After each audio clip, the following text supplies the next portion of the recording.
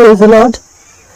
आज मैं अपने बारे में कुछ बताना चाहती हूँ क्योंकि मैं समझती हूँ जो कुछ मैंने अपनी लाइफ में देखा और जाना, मैं अपनी गवाही सबको बताऊं। मेरा नाम है वीरा वर्मा। मैं हिंदू बैकग्राउंड से आती हूँ। सुप्रीम कोर्ट की रिटायर्ड ऑफिसर हूँ। मैं ये जान पाई कि मेरे साथ कोई है, एक बहुत बड़ी शक्ति है मेरे साथ जो मुझे संभाले हुए है।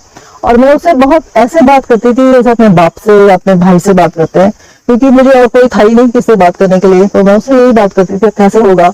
समस्त को प्रभु जीशुंकर बहुमूल्य नाम मोर आंतरिक नमस्कार। जने सुप्रीम कोर्टर जने वकील से प्रभु जीशुख्रीष्ट को ग्रहण कले, प्रभु जीशुख्रीष्ट को विश्वास कले। तेज अनेक ख्रीष्टियान विरोधी से कहते जे देख केवल छोट जाति लोक मैंने से ख्रीष्टियान होती भाषा किंतु बड़ बड़ लोक मैंने से तो ज्ञानवान, से पाखे बुद्धि अच्छी, एजुकेशन अच्छी, तेणु से भी ख्रीष्टियान हेबे नहीं।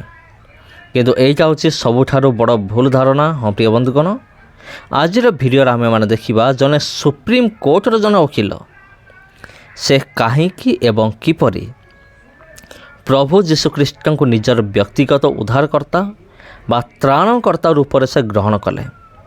चलतु प्रिय बंधुगण, भिडियो को आम स्टार्ट करिबा आउ आम विलंब करिबा नहीं। चलतु भिडियो को आम आरंभ करिबा। लॉर्ड, आज मैं अपने बारे में कुछ बताना चाहती हूँ क्योंकि मैं समझती हूँ जो कुछ मैंने अपनी लाइफ में देखा और जाना, मैं अपनी गवाही सबको बताऊं। मेरा नाम है वीरा वर्मा। मैं हिंदू बैकग्राउंड से आती हूँ। सुप्रीम कोर्ट की रिटायर्ड ऑफिसर हूँ। मैंने 40 साल वहाँ दिए और मतलब हमारा बैकग्राउंड हिंदू था, लेकिन किस तरह से मतलब मेरे जीवन में एक अद्भुत काम हुआ, मैं उस बारे में बताती हूँ। मेरे हस्बैंड एक्सपोर्टर थे, इंपोर्टर भी थे, तो वो अंदर बाहर आते जाते रहते थे। तो किसी अपने बिजनेस के सिलसिले में वो बाहर गए थे। ये बात है 1997 की।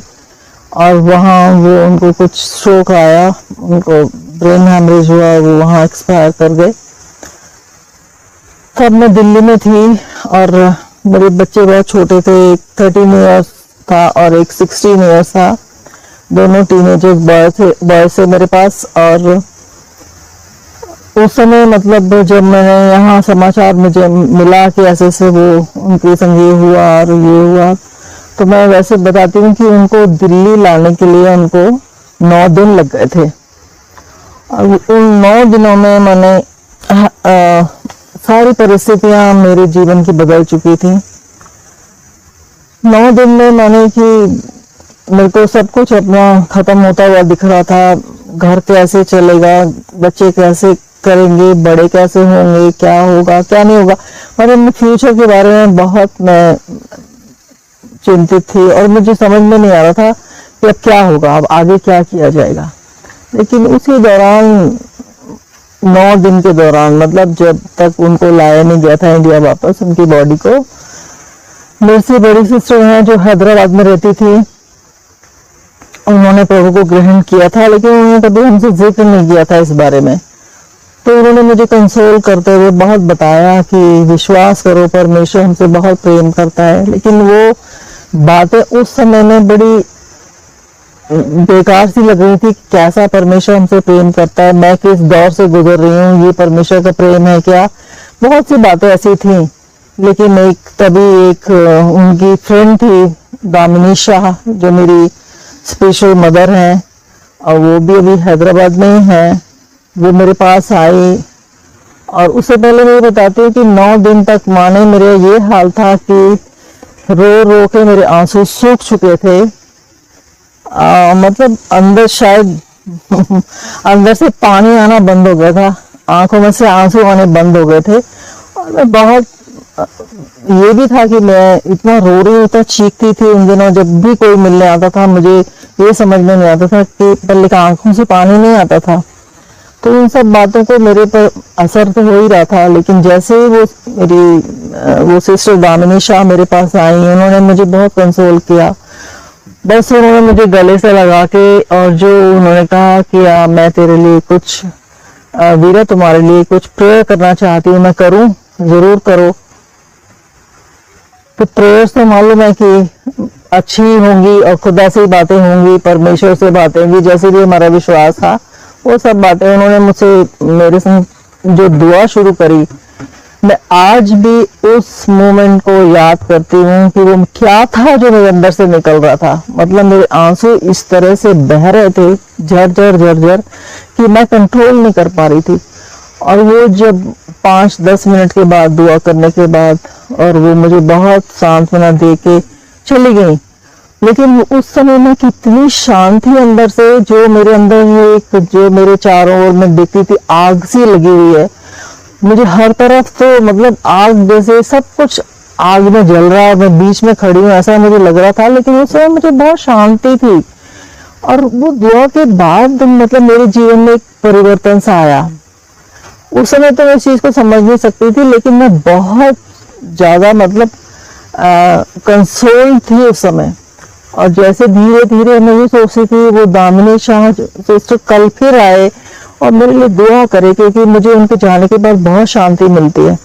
लेकिन सच में वो अगले दिन फिर आए, उन्होंने मेरे लिए प्रार्थना करी। वो प्रार्थना मेरे लिए उस समय की दवा बन गई। मैं नहीं जानती कि कब परमेश्वर ने मुझे छू लिया, कब प्रभु मेरे जीवन में आ गया, क्योंकि मैं नहीं समझ सकती थी कि इस तरह से कोई हमें अपने पास बुला सकता है, इस तरह से हमसे कोई प्रेम कर सकता है। लेकिन सच में परमेश्वर हमसे बहुत प्रेम करता है। उसने उस समय वो समय मेरे लिए रखा था कि जिस समय मुझे कोई मेरे पास कंधा नहीं था, क्योंकि हमारे ऐसे कोई हमारे घर में मेल मेंबर्स नहीं थे, हम सिस्टर्स ही हैं, कोई भाई नहीं था, हस्बैंड फादर की भी डेथ हो गई थी, तो मतलब ऐसा कुछ नहीं था। लेकिन उस समय एक कोई ऐसा नहीं था। मेरी मदर बूढ़ी थी उस समय, मतलब 72-3 में ऐसे इतनी एज में रही होंगी।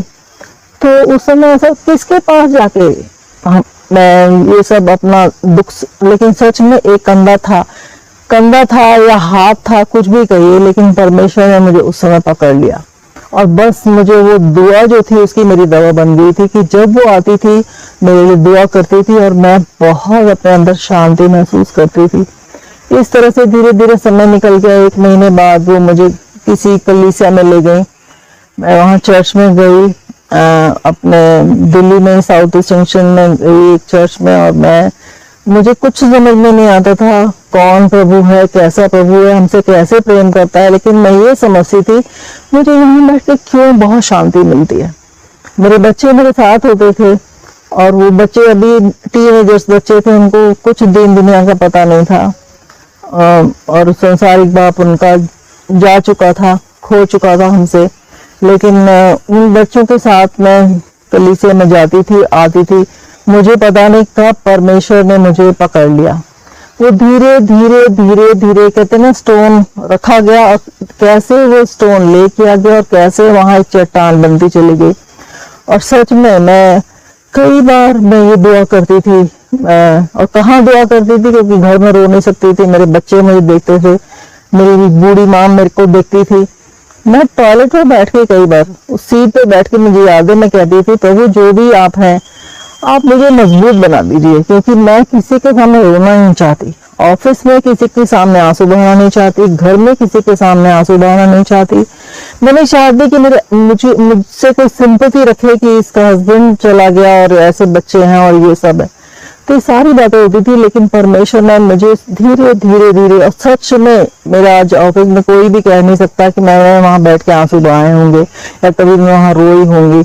लेकिन ऐसे ही प्रभु ने धीरे धीरे मुझे बढ़ाता रहा।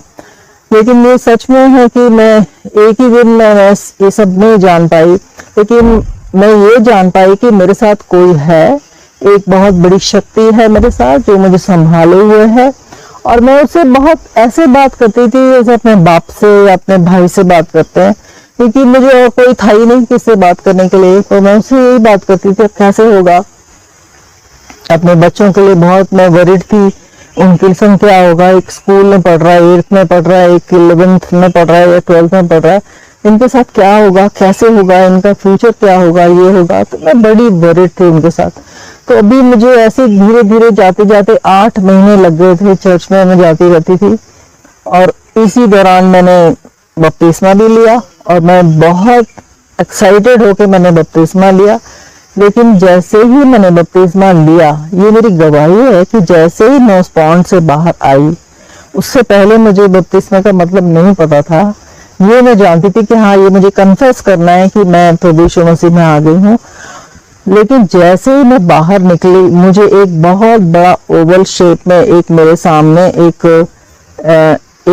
कवरिंग, मतलब जैसे मेरे सामने एक ट्रांसपेरेंट सी कवरिंग एक ओवल शेप में मेरे ऊपर आ गई।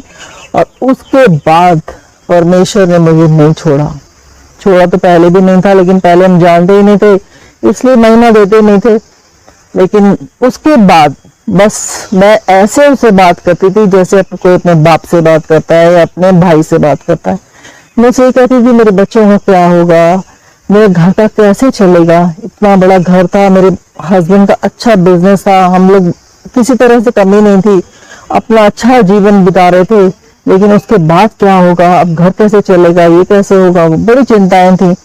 लेकिन एक दिन मुझसे ऐसे ही मैं चर्च से वापस आ रही थी और मैं हर किसी से कहती थी मेरे बच्चों के लिए दुआ करना, बस वो अच्छे से निकल जाए, मेरे बच्चों के लिए दुआ करना। हर किसी से बच्चों की बहुत चिंता करती थी। मैं गाड़ी ड्राइव करती हूँ, तो मैं चर्च से घर आ रही थी, रास्ते में मेरे कान में मैंने सुना या मन में सुना, मतलब एक विचार मेरे अंदर या एक आवाज मेरे को आई, कितने महीने हो गए जब से तेरे पति को गए? 8 महीने। मैंने बोला मुंह से 8 महीने। 8 महीने जिसने तुझे संभाला है ना, आगे के जीवन में भी तुझे संभाल सकता है। सच में उस दिन के बाद मैंने कहना बंद कर दिया कि मेरे बच्चों के लिए दुआ करो, क्योंकि मुझे पता था कि एक आंखें हैं, वो आंखें हैं परमेश्वर की जो मेरे बच्चों के ऊपर लगी हुई हैं। और सच में वही परमेश्वर ने मेरे बच्चों को उस समय से, जब वो स्कूल में पढ़ते थे, अबोध थे, नहीं जानते थे, समझ सकते हैं टीनेजर बच्चे कैसे, लड़के कैसे हो सकते हैं, लेकिन वो धीरे धीरे धीरे धीरे कैसे उनको आज उन बच्चों को एस्टेब्लिश किया है। आज वो बच्चे कैसे अपने पैरों पे खड़े हैं, कोई उनको ऐसी संगति नहीं है, कुछ नहीं है। और मेरा छोटा बेटा तो बिल्कुल वो उस समय मेरे साथ बहुत प्रभु में जाता था, मतलब चर्च में जाता था, उसका विश्वास भी बहुत